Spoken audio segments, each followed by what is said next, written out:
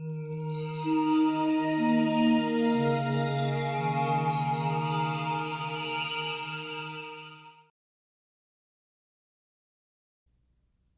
I'm Tab Hunter, and welcome to the Best of Hollywood.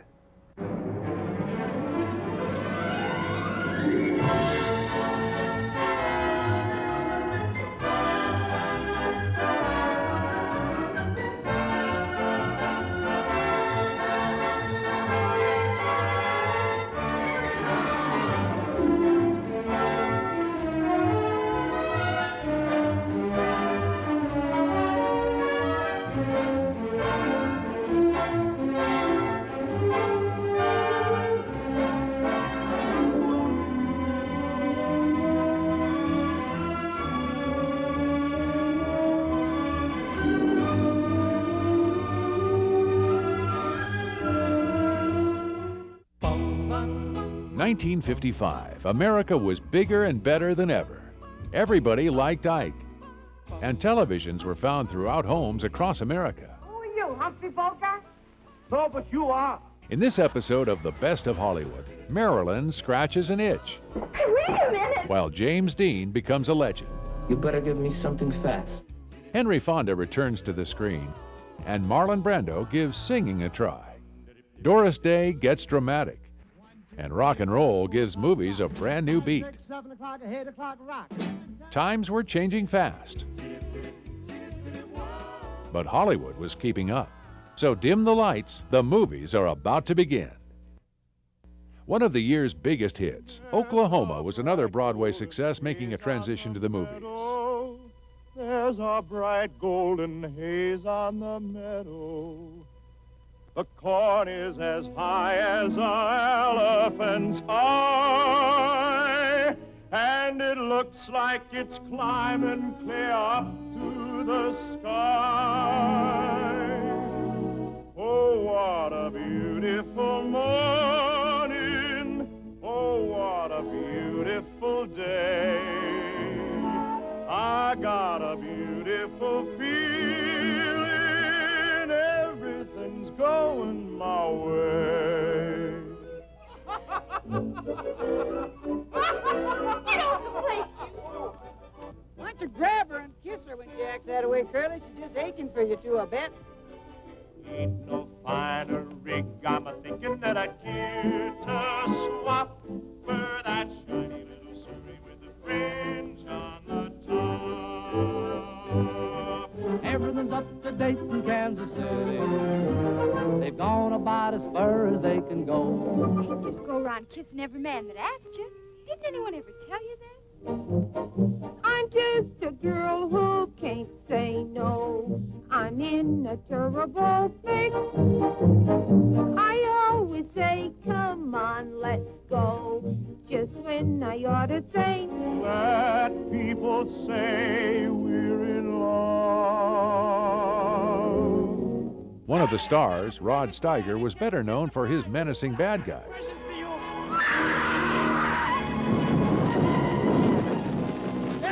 Steiger speaks about the dangers of ballet. My big boast about Oklahoma is very simple. I said, actors have played parts, they have sung parts, and they have danced parts.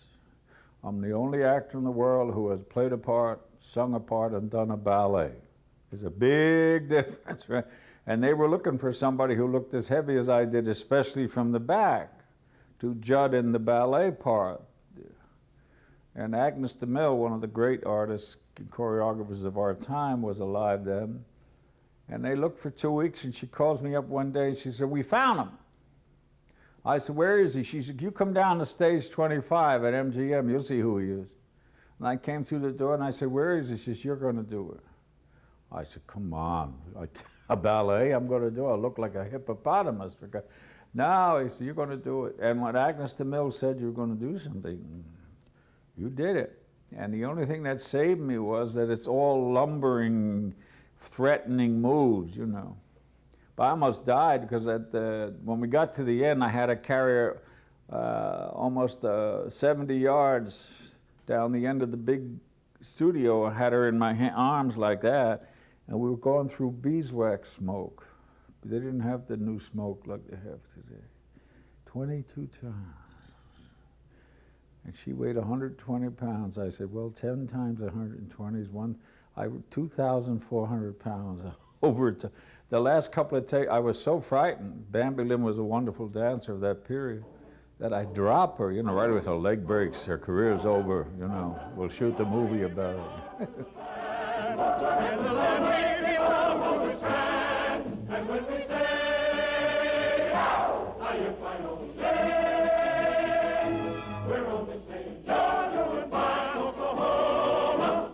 Oklahoma was expensive, but it also proved a big hit. Even today, audiences can't help singing along. In 1955, Rod Steiger not only sang and danced in Oklahoma, he acted alongside one of the cinema's greatest stars. An Army colonel called in the press of the nation and said, "These accidents are the direct result of incompetence, criminal negligence, and the almost treasonable administration of our national defense." The Court-Martial of Billy Mitchell was a fact-based courtroom drama starring the one and only Gary Cooper.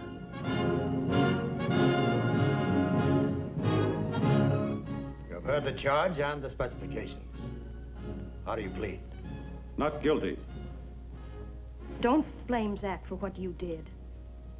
Zach wouldn't have called his superior officers traitors. He didn't disobey orders. You are trying to quibble me out of the Army. You know better than to call me disobedient. Then I submit, Colonel Mitchell, that you are guilty of the most flagrant disorder to the prejudice of good military discipline. If trying to do something for your country, if fighting to correct injustice is being a bad soldier, then I'm glad I'm a bad soldier. Steiger recalls appearing with Mr. Cooper on a live television broadcast. Mr. Cooper was one of the nicest people I ever met. You know, any of the ones who had carried the weight of stardom for a long time. Bogart was a wonderful man, and Robinson was wonderful, and Cooper. And I think he was a little shook up because of getting older, like I am now, and he knew his career wasn't going to stay at its heights too long. And he did the Court-Martial of Billy Mitchell, which I was the attorney that destroys him. I have to explain to the audience, he was a general who wanted to start, this is a true story, insisted on having aircraft more important than other things, which was proven correct before, but the old people in the Navy didn't want to have that, and they crucified him legally. And I was the man that kind of nailed him to the cross. Well, we became very good friends. And then, the thing I remember the most, evidently somebody talked to him and said, listen, you know, things aren't as hot as they used to be for you or this and that, so we want you to go on the Ed Sullivan Show. And I don't remember him ever being in public acting. And he was terrified. He said, well, I won't go unless Rod goes with me. I said, we'll do the scene. And I'll never forget his courage. This is live television. They can't stop. And he was in his uniform. I remember that Ed Sullivan Show, sitting in, they had the courtroom, and I was there in my uniform saying, now, General Mitchell, right? This man, I swear, it seemed that perspiration began to drip off his sleeve, little drops. And he was like that. But he did it. And if we got lost, I said, listen to me, just a second, General, pay attention to what I'm telling you. I'm asking you a very simple question. Do you think the Air Force is more important? Which kind of helped remind him, I only had to do it once. But he was so brave, I said to him when it was over, Jesus, I could never do that. I would have died. I would have been thrown up all over the show. He was a wonderful man. I liked him very much. Oh, by the way, that was the only public performance he ever did in his entire life. That's why he was so frightened. That same year, Steiger also appeared in the drama The Big Knife, opposite one of Hollywood's latest discoveries, method actor Jack Palance. Palance's menacing visage and whispering delivery would generate box office returns for decades, making him one of Hollywood's most reliable stars. The women in his glamorous life, the hushed-up scandals, his secret loves, his lost weekends. You want to be careful. Hoff's a man with a crocodile's temper.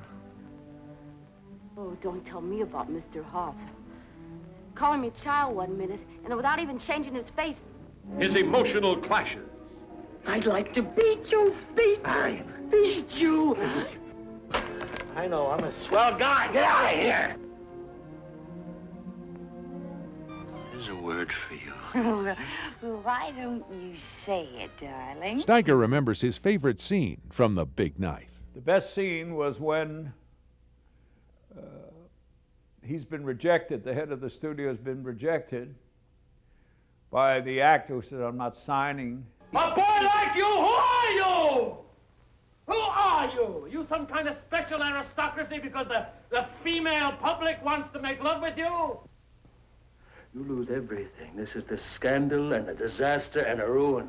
I say, you're through, and I go to walk away, and this was a thing between Jack and I. It wasn't in the script. I went to walk away, and I heard him running behind me. So I went like that. And then, see, that's instinct. Then my intellect took over and said, geez, that's pretty good for the part, I think. Just stay there. I mean, this all happens in 1/1,000,000th of a second, right? And then he turned me around, and I was like that. And instead of slapping me, he did something very good. He just went and walked away in disgust. And that's when I said, I was only supposed to say, you're through, Charlie, you're through. I said, you know something, your wife is finished, the house is gone, the paintings go, the pool goes, everything goes, and you, Charlie, you are through. I went berserk. And that was it, they left it in, you know. One of the year's biggest hits, Love is a Many-Splendored Thing, dealt with interracial love. The film won 3 Oscars and a Golden Globe as the best film promoting international understanding. Using the Korean War as a backdrop, its romance swept viewers away.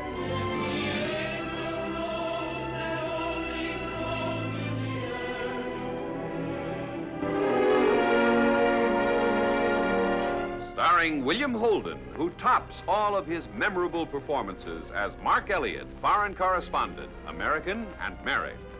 And Jennifer Jones, superbly portraying the beautiful Eurasian girl, Han Soo-yin, whose love defied a world of convention. It wouldn't be good for you to see too much of me anyhow. Might even be harmful. Oh? Why? I'm Eurasian.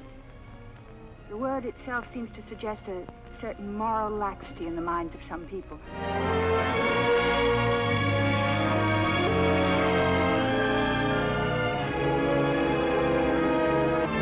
We have not missed, you and I. We have not missed that many-splendored thing.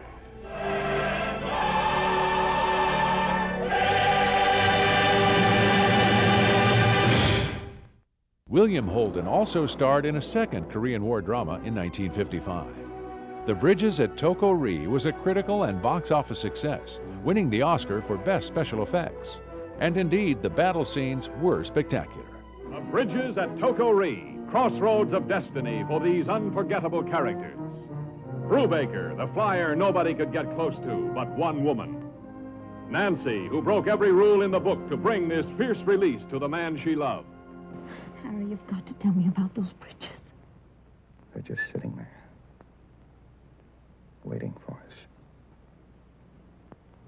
hoping we'll come. The vast reaches of the North Pacific, where jets catapult from carrier decks on the attack that has become immortal, diving into the death trap of the Bridges at Toko-ri.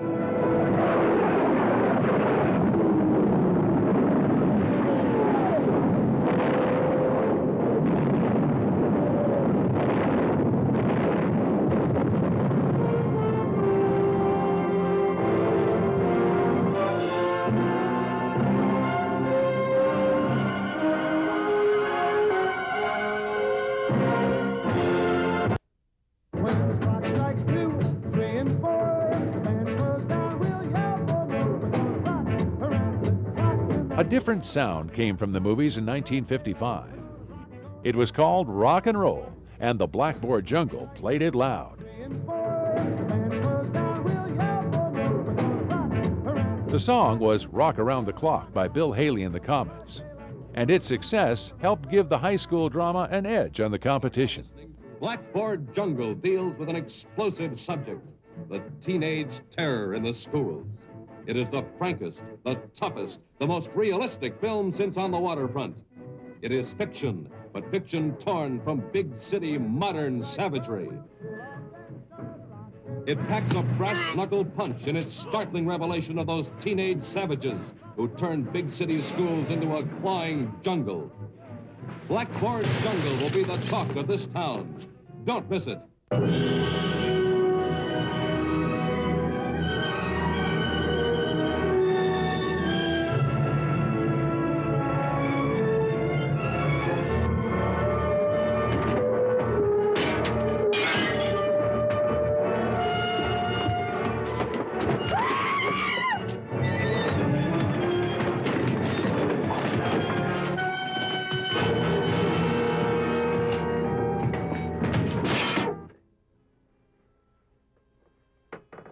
Turn off the lights. The lights.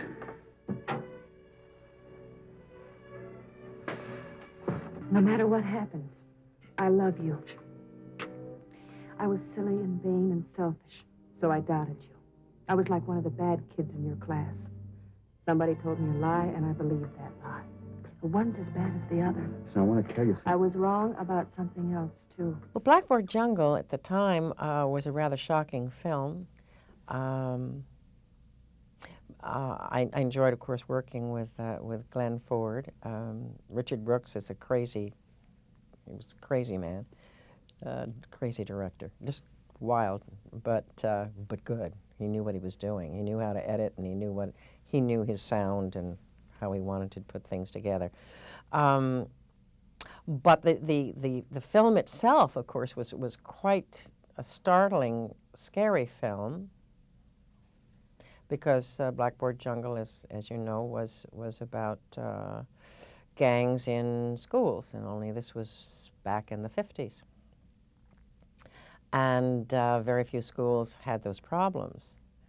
And at the time, I can remember when it was released, or being released, that Hedda Hopper was very, very upset about it, and she felt that it was communist-inspired, and to try to break down, our country, and that it should not be taken abroad to the film festivals abroad, because it would be feeding into the communist hand, showing that the American school system and the American kids were all a mess. So there was a tremendous upheaval about that particular film politically.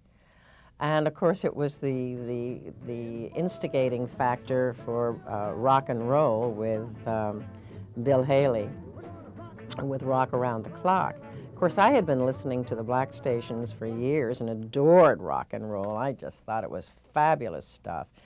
But as far as our country was concerned, that was really the start of the whole rock and roll sound. So Blackboard Jungle did have quite an influence on our country, as far as shaking people up quite a bit in many ways. Yeah, I remember.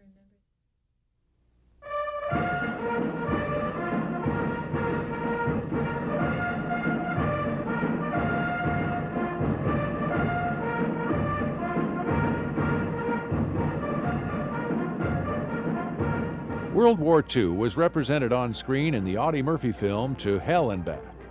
Murphy, the most decorated American soldier in the war, had starred in movies since 1949, but he played himself in To Hell and Back. Harris Johnson, we're going in! The script was based on Murphy's best-selling autobiography. To Hell and Back is the true story of the heartbreak, the humor, the guts and glory of every GI, as seen through the eyes of one of them. Audie Murphy, the kid who on the field of battle won every decoration for valor his country had to give. to become the most decorated soldier for combat action in the military history of the United States.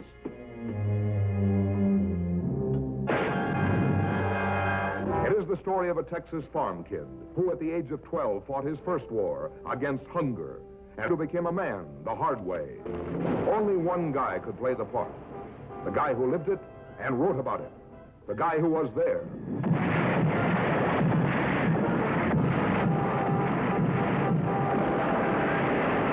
How close are they? Oh, fine, I'll let you talk to them. That tank is loaded with gas and ammo. It'll blow up any minute.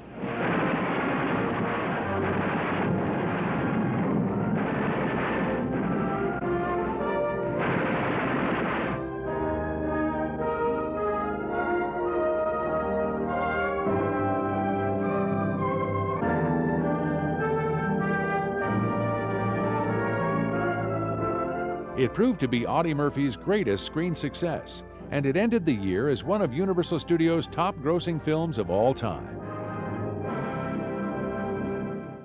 Another World War II film saw Henry Fonda make his return to the screen after several years on Broadway.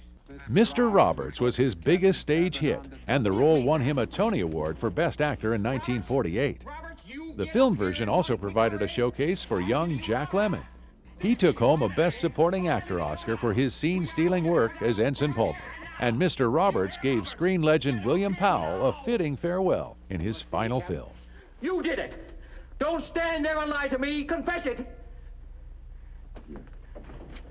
Confess what, Captain? I don't know what you're talking about. You know what you did. Hold the winning warmth that'll make him live in your heart. Jack Lemmon as Ensign Pulver, who could get a girl in his sights even if he couldn't get one in his arms. And all the interesting, enthusiastic, exuberant men of the reluctant. And the girls who weren't so reluctant.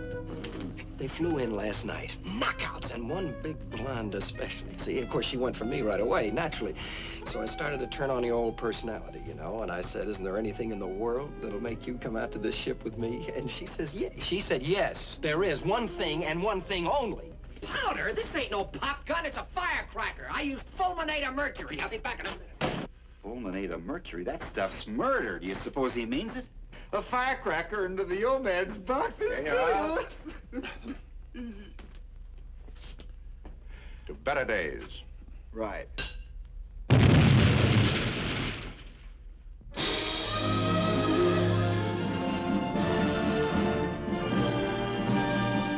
Surprisingly, Fonda did not even receive an Oscar nomination for a role he considered one of his best.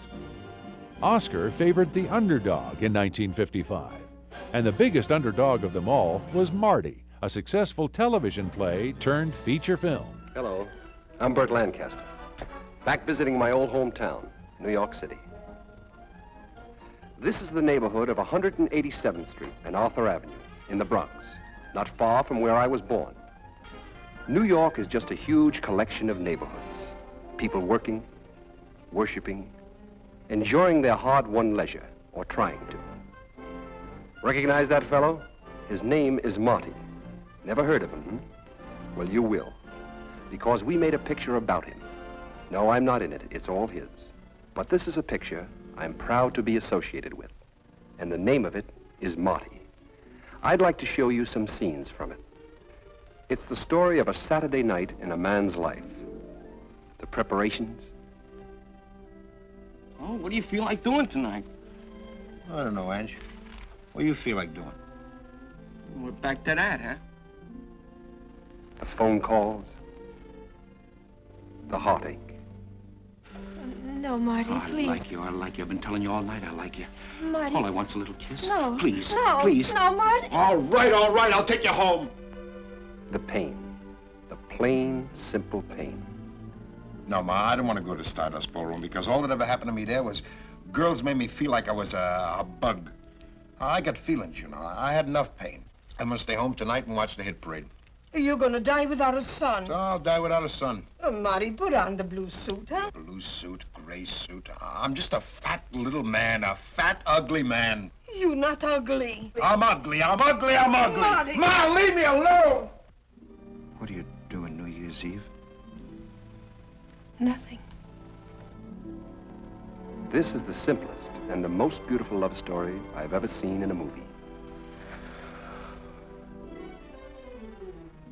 Harold Hecht and I produced this picture. Patty Chayefsky wrote it, and Delbert Mann directed it. And talk about stars being born. The performances of Ernie Borgnine and Betsy Blair make me proud to be an actor.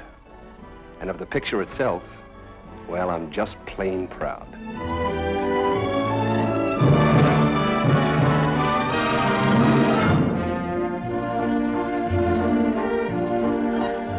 Unexpectedly, audiences loved this simple love story starring people who didn't look like movie stars.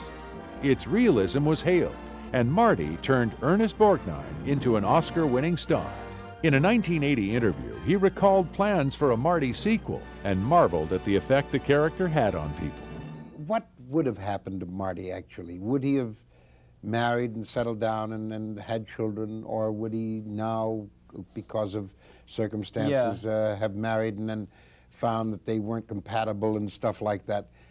And when we got through, we all decided that it was best just to leave a beautiful thing alone. Realism would also be seen in other 1955 films. The Man with the Golden Arm was the first Hollywood movie since the production code era to deal graphically with drug addiction. Of course, many objected to the explicit footage, but that was business as usual for director Otto Preminger. Preminger defied the production code again, and the film was released to great acclaim. With an electrifying lead performance by Frank Sinatra, it still packs a punch today.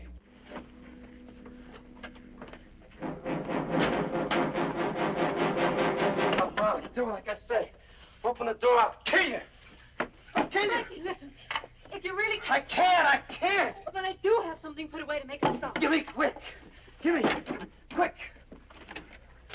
Where? I'll get it. Get it.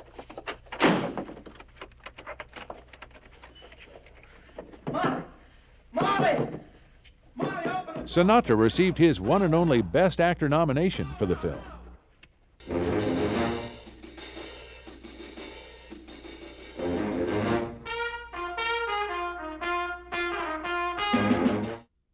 Musical star Doris Day also sang on movie screens in 1955, but her role in Love Me or Leave Me was a dramatic change of pace. The actress, usually associated with good girl roles, portrayed real-life torch singer Ruth Edding. Baby don't want nobody but me. That's plain. The film detailed Edding's love affair with a sadistic gangster, chillingly portrayed by James Cagney. It also gave Doris a chance to show off her acting chops. Critics and audiences alike applauded, and Doris Day was on her way to becoming one of the decade's biggest stars. Love me or leave me. Let me be lonely. From 10 cents a dance to a place in the spotlight, the fabulous story of Ruth Edding, a determined girl reaching for fame and fortune, singing her way into the hearts of a nation. From the mob-ruled days of Chicago's lurid past to the glitter of the Ziegfeld Follies. Proving that there's a way to chase your cares away. If you would lose your weary blues, shake them away. James Cagney, with his aggressive characterization of Marty the Gimp, renews the hard-hitting, smashing sort of portrayal that first brought him fame. This is his best. The dramatic perfection of Doris Day's performance is an unforgettable treat. Her singing, sensational. No wonder Walter Winchell, the nationally syndicated columnist, says, love letters to MGM's Love Me or Leave Me, a Doris Day dream. Love Me or Leave Me was nominated for 6 Oscars, winning one for Best Story.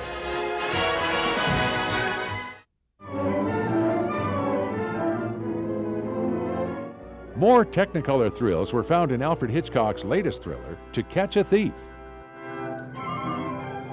Cary Grant and this year's Academy Award winner Grace Kelly, 2 exciting personalities who were made for each other. And now Alfred Hitchcock brings them into very close contact in this perfect tale of romantic intrigue, filmed on the beautiful French Riviera. You have a very strong grip, the kind a burglar needs.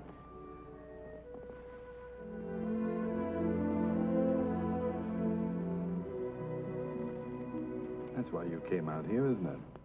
the scandalous romance that shocked even the blasé international set between this restless, thrill-hunting American heiress and the notorious man of mystery the French underworld called the Cat. Look, John. Hold them. Diamonds. Have you ever had a better offer in your whole life? One with everything. While on location, Grace Kelly met her future husband, Prince Rainier, the man who would, in fine fairy tale fashion, make her a princess.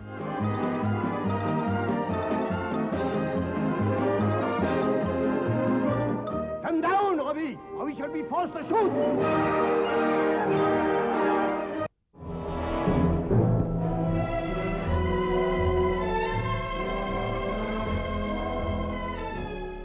Thank you, Miss Roth. We'll take it straight through to New York. And there's something I'd like to say to you before I leave. I'm Lillian Roth. I came here to Hollywood to see the motion picture that MGM has made of my book, I'll Cry Tomorrow. My life story. At the beginning, when I first heard that they were going to film the book, I hoped that Susan Hayward would do my story. But I never dreamed that even Susan could so completely recreate my life. Susan Hayward had been a star throughout the 1950s, and I'll Cry Tomorrow was her finest showcase yet. Playing the alcoholic actress Lillian Roth in a shocking true story, Hayward won raves and an Oscar nomination for her performance. Hayward also won a Best Performance Prize at the Cannes Film Festival for her work. After I lost David, there was Tony, played by Richard Conte. Tony was a mistake.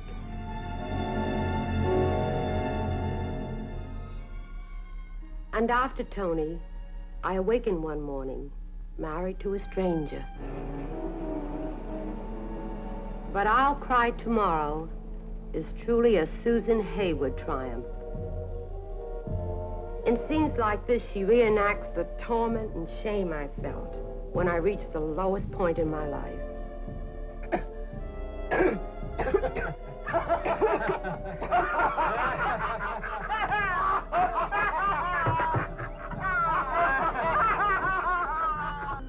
I live this story, so I feel qualified to say that it is told with complete honesty and great dramatic force. And because I can tell you about it now, you know there's a happy ending for I'll Cry Tomorrow. Marilyn Monroe was still white hot in 1955, starring in the Billy Wilder hit The 7-Year Itch. The film also provided Tom Ewell with a fine showcase. It's the funniest comedy since laughter began. Of a wife who spent the summer away, and a husband who stayed home to play and play and play. Because now I'm going to take you in my arms and kiss you. Very quickly and very hard. Wait a minute! With Marilyn Monroe, soaring to new heights as the screen's most lovable laugh getter. Everything's fine. A married man, air conditioning, champagne and potato chips. It's just a wonderful party. Don't talk. Let it sweep over you. Relax. Go limp. Yes?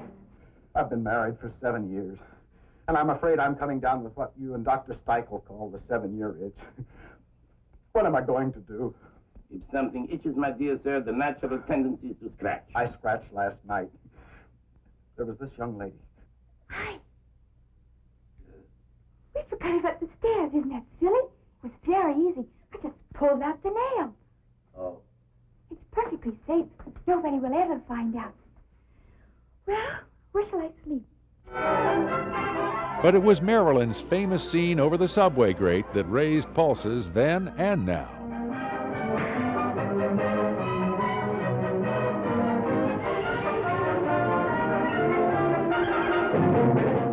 It's the decade's most daring novel. Such startling characters. Such untamed emotions. Now it's the frankest motion picture ever made. Another star was just getting started in 1955. But his time at the top would be tragically brief. His name was James Dean. The stinking city hall go there. They sneak in at night, and I walk in this front door in the daytime, see?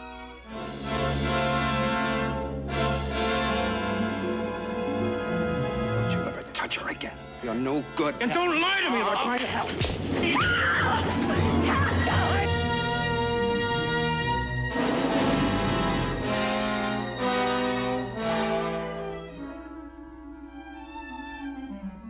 I love you, Aaron. He's watching us. No, he isn't. Yes, he is, too. Let's move over here. Yes, life in its every emotion leaps from the pages of John Steinbeck's best of all his bestsellers. And to bring new vitality to every explosive chapter, to capture for you the stark realism of people who love so deeply, hate so fiercely, live so recklessly, Warner Brothers had to seek out vibrant new personalities, tap new sources of talent, create new stars. James Dean as Cal, the wildest boy you've ever met. Julie Harris as Abra, the most outspoken girl you've ever known. Jo Van Fleet as Kate, the most wicked woman you've ever seen. And all the other memorable figures who form a dramatic cavalcade that moves across California's lustiest era and her most colorful locale. How come you did it? Did what? Shot my father. Because he tried to hold me. He tried to tie me down. Nobody holds me. I'm glad I know I love you. Because now I know I wasn't imagining it all. I was even thinking I was bad. I love you even though I'm afraid of you. Maybe someday I won't be. Your son, Aaron, he's everything that's good. Say hello to your mother, Aaron. Say hello to your mother!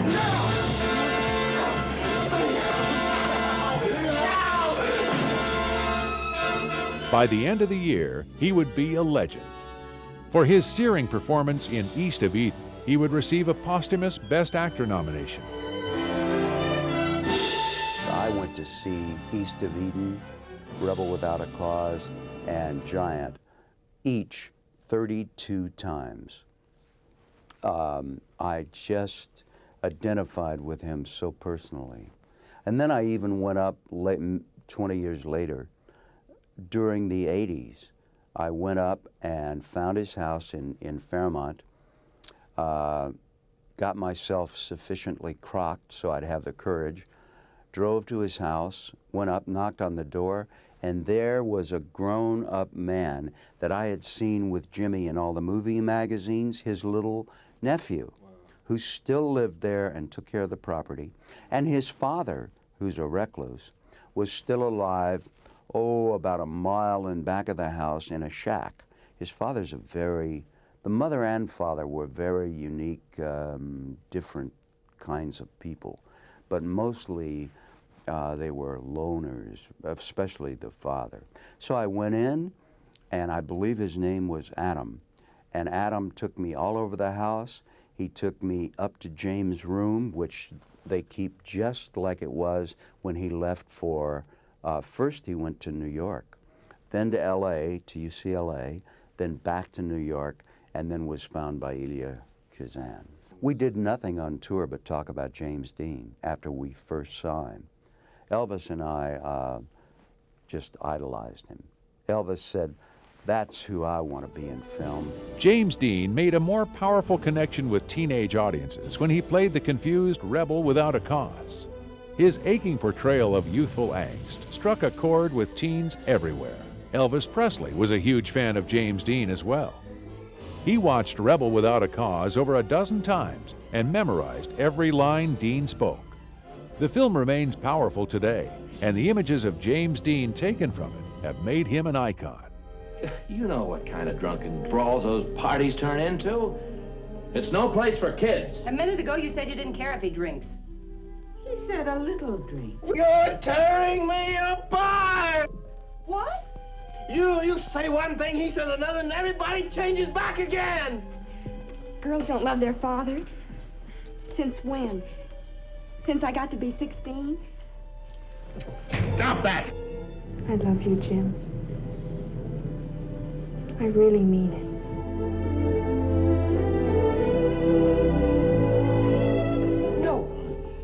No, I don't want you to go to the police. There were other people. Why should you be the only one involved? But I am involved. We are all involved.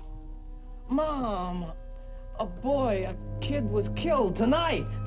This is all going too fast for me, You better son. give me something. You better give me something fast. Jimmy, you're very young. A foolish decision now could wreck your whole life. In 10 years, you'll never know this even happened. Dad, answer her.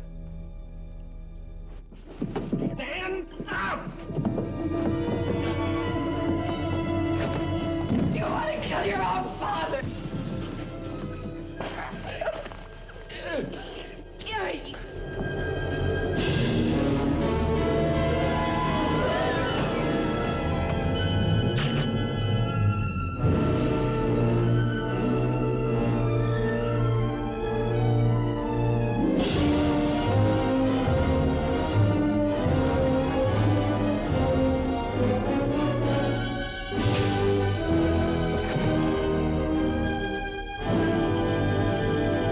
Teenagers who weren't identifying with James Dean were watching monsters run wild in 1955.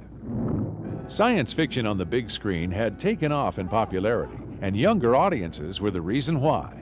A tidal wave of terror engulfs the screen as a raging monster from the dawn of creation attacks the world of man. Movies like It Came From Beneath the Sea gave them thrills and chills. Here, gentlemen, is your villain. Would take an enormous number of those to disable a Navy submarine. Or just one of enormous size, Mr. Chase. I see they picked an Adam sub to go out and fight this thing. Why is that, Commander?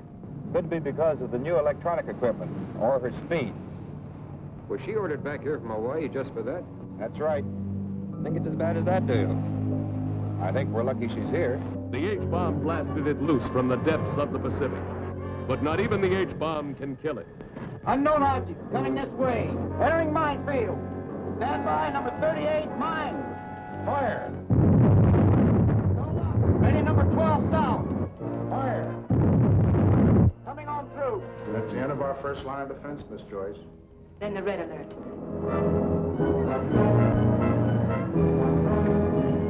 It also showcased the brilliant talents of stop-motion animation master Ray Harryhausen.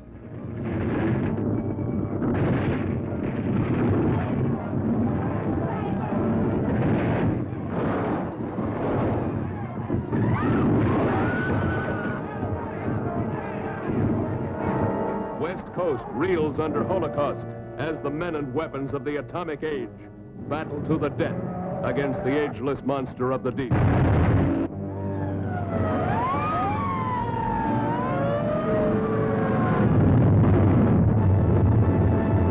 Giant insects continued to plague the Earth as well in 1955.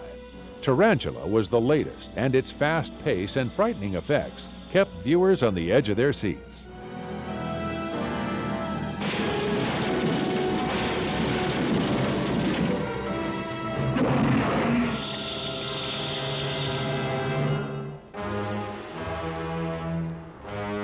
But what if circumstances were to magnify one of them in size and strength, took it out of its primitive world and turned it loose in ours? Then expect something that's fiercer, more cruel and deadly than anything that ever walked the earth. Even science was stunned. The new atomic miracle should have been mankind's greatest boon. Instead, when such power to cause phenomenal growth proved dangerously unstable, man was confronted with his most shocking blunder. The isotope triggered our nutrients into a nightmare. A blunder that transformed a tiny insect into the 100-foot spider that was now ravaging the panic-stricken countryside.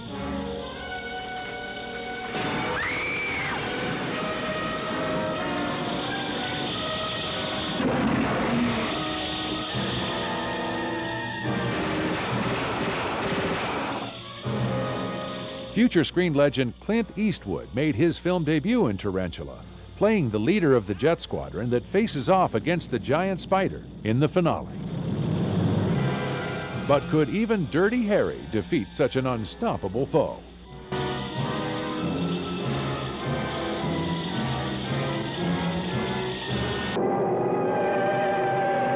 This Island Earth was another sci-fi smash, boasting effects that were state-of-the-art.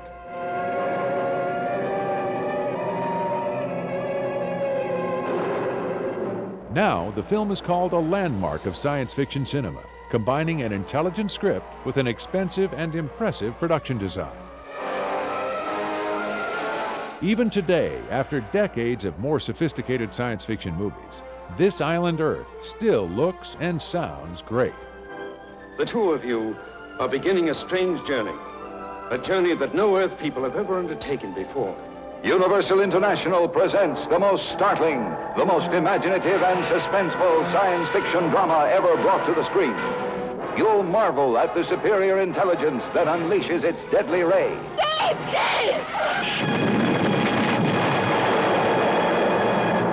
Or can kidnap an airplane in flight. They're pulling us up.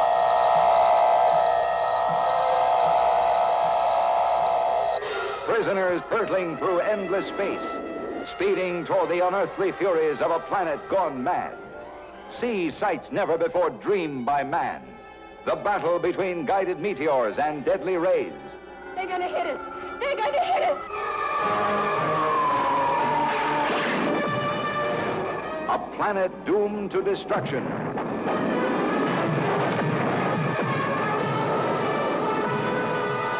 While captive Earth people fight for their lives.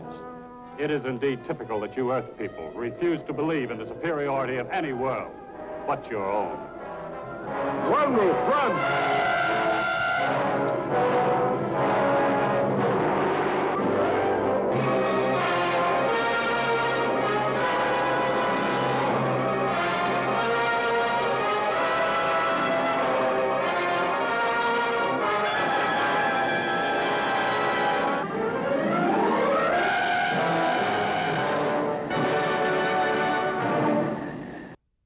Mickey Spillane's Mike Hammer made a blistering appearance on movie screens in 1955 as Kiss Me Deadly was released. Now recognized as a film years ahead of its time, Kiss Me Deadly is a tough and violent masterpiece. Every character, even our hero Mike, is desperate and on the edge in this shadowy world. Never has film noir been darker. Girls fleeing in terror from things beyond description.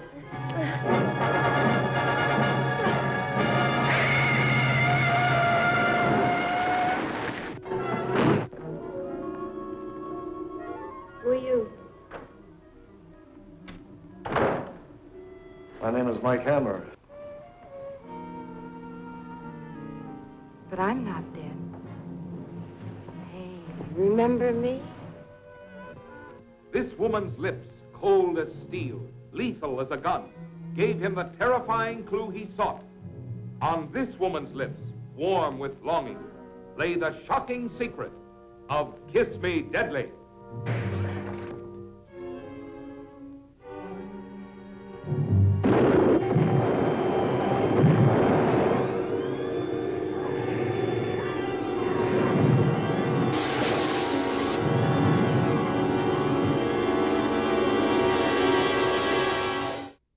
Giant spiders on the loose, and attacks from the sky and the sea.